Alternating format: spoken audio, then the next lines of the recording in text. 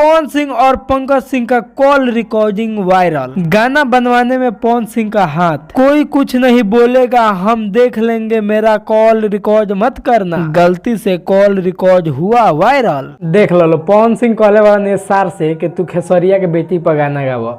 मतलब सरवा कुछ भी लिख देता रसन, कुछ भी डाल देता रसन। 10 साल पहले के वॉइस कॉल के डाल देता रसन, अभी आप पोस्टर लगा देता रसन, कुछ भी लिख देता रसन पोस्टर पर कि हई हो गल, हऊ हो गल, पवन सिंह कहले बड़न तो हई कहले बड़न, खेसारी कहले बड़न। आकर वहीं केहू कुछ नहीं कहले रहत, लेकिन फिर भी सरवा कुछ लिख देता रसन खाली तुम व्यूज खाती।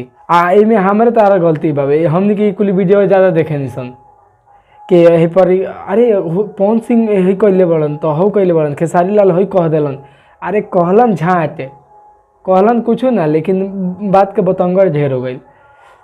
आई सर पंकजवा गा दलस गाना खेसरिया की बेटी सपनवा में आती है, पहले गईले रहे, अब फिर सरवा गा दिलस खेसरिया बेटी पर।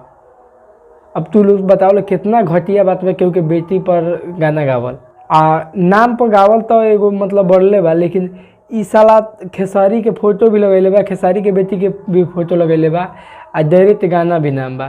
तो डायरेक्ट खेसारी के बेटी के भइल।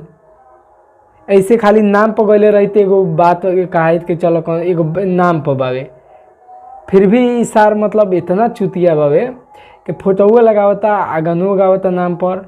इस सार मतलब मरल सन लाइव में, लेकिन फिर भी ना सुधरल। आ सार कुछ गाता रे सार ढंग के गाव सन, सारे नाम पर गावता रसन, विवाद करता रसन, का मिलता इससे बदनामी होता भोजपुरी के। सारे तन कुछ ढंग के गाव सन, ढंग के। खेसारी कह दल नहीं हो गई, पवन कह दल नहीं हो गई, अरे कुछ ना कहल लो, लेकिन तनी के सारा 2 पैसा के जो यूट्यूबर बड़ा सन खाली व्यूज खाती मतलब कुछ लिख देता रसन। अथी केहू आके अपने गाना के बारे में प्रमोशन करेला तो वहू में लिख दरसन पवन ने इसको ये किया, खेसारी ने इसको ये बोल दिया।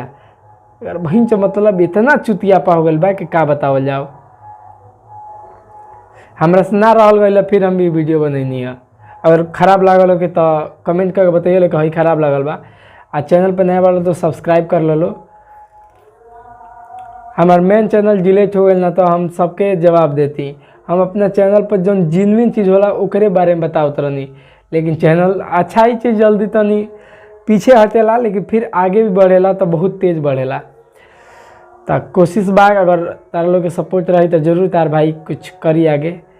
और हई जौन फालतू वही वीडियो बनाता रसन ये सबसे दूर हो जालो। ये सब के वीडियो ही मन देखा लो कि कुछ डाल देता रसन सरवा खाली व्यूज खाती। तो अगर पसंद आए लो के वीडियो तो लाइक कर दियो लो, चैनल पे बाढ़ लो नया तो सब्सक्राइब कर दियो लो, अपने भाई के सपोर्ट जरूर करिए लो। अगर कोनो तरह के गलती अगर बोल दिलो कि अगर लागल हो खातिर माफ़ी चाहें। तो चलो मिलता नहीं कोनो और वीडियो में।